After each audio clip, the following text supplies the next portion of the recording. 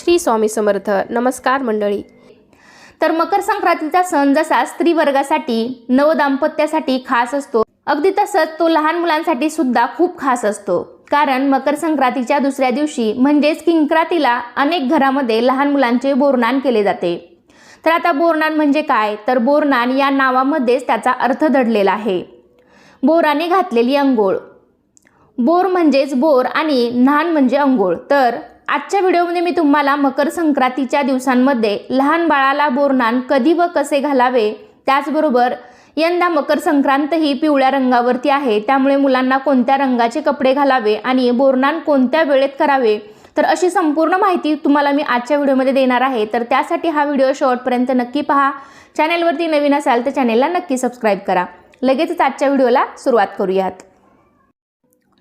तर यावर्षी मकर संक्रांतीचा सण 14 जानेवारीला साजरा केला जाणार आहे आणि त्याच्या दुसऱ्या दिवशी म्हणजेच 15 जानेवारीला किंक्रांत आहे. किंक्रांतीच्या दिवशी लहान मुलांना बोरनान घातले जाते. तसे तर संक्रांतीच्या दुसऱ्या दिवसापासून म्हणजेच किंक्रांतीपासून ते रथसप्तमीपर्यंत तर या काळामध्ये तुम्ही लहान मुलांना कधीही बोरनान घालू शकता. पण किंक्रांतीच्या दिवशी केलेले जास्त चांगले असते. तर शक्यतो किंक्रांतीच्या दिवशीच आपल्या घरातील लहान मुलांना बोरनान घालण्याचा प्रयत्न करा. जर तुम्हाला किंक्रांतीच्या दिवशी काही अडचण असेल तर मग तुम्ही रथसप्तमीपर्यंत कधीही घालू शकता. आता बोरनान हे किती वर्षापर्यंत करतात, तर आपल्या घरातील नवीन जन्मलेल्या बाळापासून ते 5 वर्षापर्यंतच्या बाळापर्यंत तुम्ही बोरनान करू शकता. तुमचं मूल 5 वर्षाचं होईपर्यंत तुम्ही बोरनान घालू शकता किंवा बऱ्याच ठिकाणी 3च वर्षे हे बोरनान घातलं जातं. आणि बोरनान हे मुलांचं व मुलीचं असं दोघांचंही केलं जातं. शिशुसंस्कार म्हणून बोरनान केले जाते. जन्माला आल्यानंतर बाळाच्या पहिल्या संक्रांतीला सर्वसामान्यपणे बोरनान केले जाते. लहान मुलांना बदलत्या ऋतूची बाधा होऊ नये म्हणून या काळात उपलब्ध असलेली फळं जसं की बोरं, ऊसाचे तुकडे, गाजर, भुईमुगाच्या शेंगा, कच्चा हरभरा ज्याला आपण घाटी म्हणतो, तिळगुळ, रंगीबेरंगी गोळ्या, चॉकलेट, बिस्किट अशा सर्व गोष्टी लहान मुलांच्या डोक्यावरून टाकल्या जातात. म्हणजे या सर्वांनी बाळाला अंघोळ घातली जाते. मूल जन्माला आल्यानंतर येणाऱ्या पहिल्या संक्रांतीला लहान मुलांना बोरनान घातलं जातं. लहान मुलांच्या उत्तम आरोग्यासाठी बोरनान घालण्याची परंपरा अगदी पूर्वीपासून चालत आलेली आहे. भारतीय संस्कृतीमध्ये सणवारासोबतच बदलत्या ऋतुचक्राचे आपल्या आरोग्यावर चुकीचे परिणाम होऊ नयेत म्हणून ही काळजी घेतली जाते. बोरनान मागे सुद्धा हाच विचार आहे. म्हणजेच संक्रांतीनंतर वातावरणामध्ये हळूहळू बदल होत जातो. लहान मुलांना उत्तम आरोग्य लाभावे म्हणून बोरनान घालण्याची पारंपरिक पद्धत आहे. ही जरी पारंपरिक पद्धत असली तरीही शास्त्रानुसार संक्रांतीनंतर ऋतूमध्ये बदल होताना जाणवतो.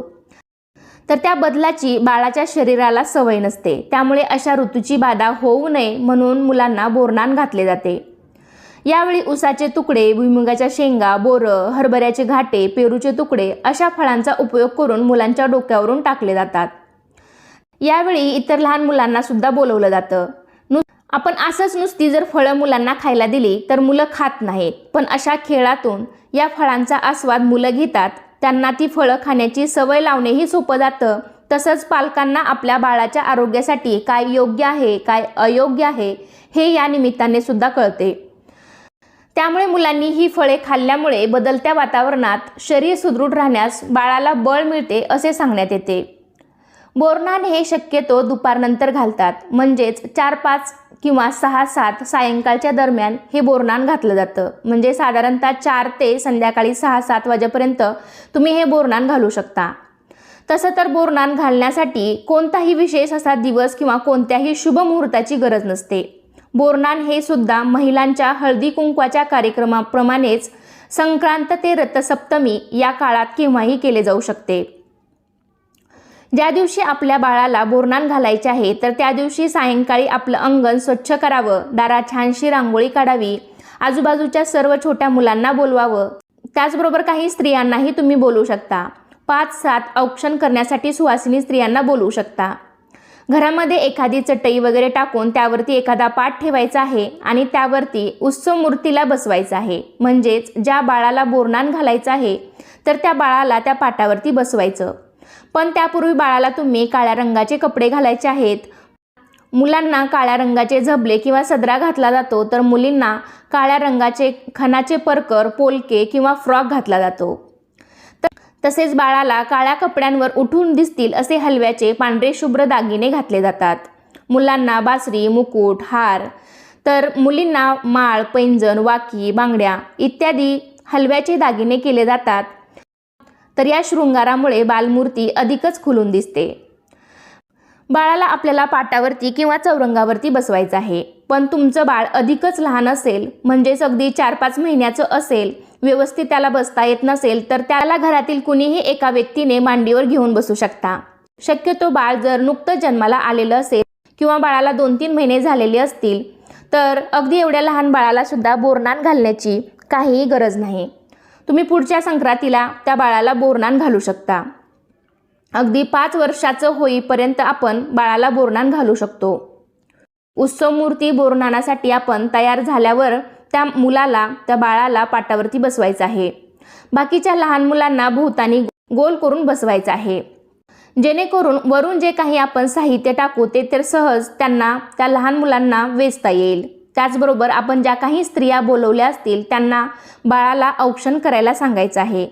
तसेच आपण बोरनानाची सुद्धा तयारी आधीच करून ठेवायची आहे, जसे की चुरमुरे, गाजराचे तुकडे, उसाचे तुकडे, भुईमुगाच्या शेंगा, बोरं, तिळगुळ, रंगीबेरंगी गोळ्या, बिस्किटे, कच्चा हरभरा म्हणजे आपण त्याला घाटे म्हणतो, चॉकलेट अशा गोष्टींचाही समावेश केला जातो. म्हणजे या साहित्याने बाळाला अंघोळ घातली जाते. अशा प्रकारे सर्व बोरनानाची तयारी झाल्यानंतर उत्सव मूर्तीच्या डोक्यावरती एखादी टोपी किंवा रुमाल ठेवून त्याला बोरनान घालायचं आहे. आपल्या घरातील ज्येष्ठ व्यक्तींनी म्हणजे आई, आजी, काकू या व्यक्तींनी त्या बाळाच्या डोक्यावरती हे सर्व साहित्य एखाद्या पेल्याने किंवा काही ठिकाणी मापटं, चिपटं याने सुद्धा हे सर्व साहित्य टाकतात. तर या चिपट्याने किंवा मापट्याने अंघोळ घालतात. तर तुमच्या भागामध्ये जशी पद्धत आहे त्यानुसार तुम्ही करू शकता. तर ही माहिती झाली बोरनानाविषयी. पण आपल्या सर्वांना माहिती आहे की यंदा संक्रांत ही पिवळ्या रंगावरती आलेली आहे. त्यामुळे बरेच जण विचारतील की यावर्षी आपण बाळाला बोरनान घालताना कोणत्या रंगाचे कपडे घालावे. तर आपल्या रूढी परंपरेनुसार सांगायचं झालं तर आपण संक्रांतीच्या दिवशी हे सर्व गोष्टी पाळतो. म्हणजे संक्रांती देवीने ज्या रंगाचे वस्त्र परिधान केलेलं असतं, तर त्या रंगाचं वस्त्र आपण संक्रांती दिवशी घालत नाहीत. तर यावर्षी संक्रांती देवीने पिवळ्या रंगाचे वस्त्र घातलेले आहे, त्यामुळे आपण पिवळ्या रंगाचे वस्त्र सोडून इतर कोणत्याही रंगाचे वस्त्र आपण घालू शकतो. शक्यतो बोरनानाच्या दिवशी किंवा संक्रांतीच्या दिवशी काळ्या रंगाचं वस्त्र घालण्याला जास्त प्राधान्य दिलं जातं, कारण इतर रंगापेक्षा काळ्या रंगामध्ये उष्णता शोषून घेण्याचे प्रमाण हे जास्त असते आणि मकर संक्रांत हा सण हिवाळ्यामध्ये येतो. त्यामुळे मकर संक्रांतीला काळ्या रंगाचे कपडे आवर्जून घालावे असा सल्ला दिला जातो. त्यामुळे तुम्ही तुमच्या बाळाला पिवळा रंग सोडून काळ्या रंगाचे कपडे घालू शकता किंवा इतर कोणत्याही रंगाचे तुम्ही कपडे घालू शकता. तर अशा प्रकारे बाळाला बोरनान घातल्यानंतर आलेल्या स्त्रियांना सुद्धा आपण हळदी कुंकू लावून त्यांचाही सन्मान करायचा आहे. त्यांना हळदी कुंकू लावून तिळगुळ देऊन नमस्कार करायचा आहे. त्यांना वाण द्यायचं आहे. बाळाला ज्या पदार्थांनी अंघोळ घातली जाते तर आलेल्या सर्व लहान मुलांना ती सर्व पदार्थ वेचायला सांगायचे आहेत. ते सर्व पदार्थ त्यांना घरी घेऊन जायला सांगायचे आहेत किंवा त्यांना ती खायला सांगायची आहेत.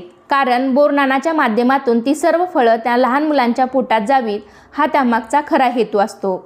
कारण या ऋतूत येणारी फळं खाण्याची सवय बाळांना लावण्याचा हा एक अनोखा प्रयत्न आहे. मुलं एकमेकांच्या नादाने हे सर्व वेचून खातात. तसेच बोरनान करण्यामागे एक छोटीशी कथासुद्धा आहे. तर एक करी नावाचा राक्षस होता. त्या करी राक्षसाची वाईट दृष्टी, वाईट विचार मुलांवर पडू नये त्यासाठी सर्वात आधी बोरनान हे श्रीकृष्णावरती केले गेले. त्यानंतर ही प्रथा पडली आणि तेव्हापासून लहान मुलांचे बोरनान केले जाते असं सांगितलं जातं. अशा प्रकारे आजच्या व्हिडिओमध्ये मी तुम्हाला बोरनानाविषयी बरीच माहिती देण्याचा प्रयत्न केला आहे. तर कसा वाटला तुम्हाला आजचा व्हिडिओ नक्कीच कमेंटद्वारे सांगा. व्हिडिओ आवडला असेल तर व्हिडिओला लाईक करा. अजूनही काही तुमच्या शंका असतील तर कमेंटद्वारे नक्की विचारू शकता. आणि असे छान छान माहितीपूर्ण व्हिडिओ पाहण्यासाठी आजच आपल्या चॅनलला सुद्धा नक्की सबस्क्राईब करा. चला तर मग पुन्हा भेटूया अशाच एका छानशा आणि माहितीपूर्ण व्हिडिओमध्ये. तोपर्यंत धन्यवाद. सर्वांना श्री स्वामी समर्थ.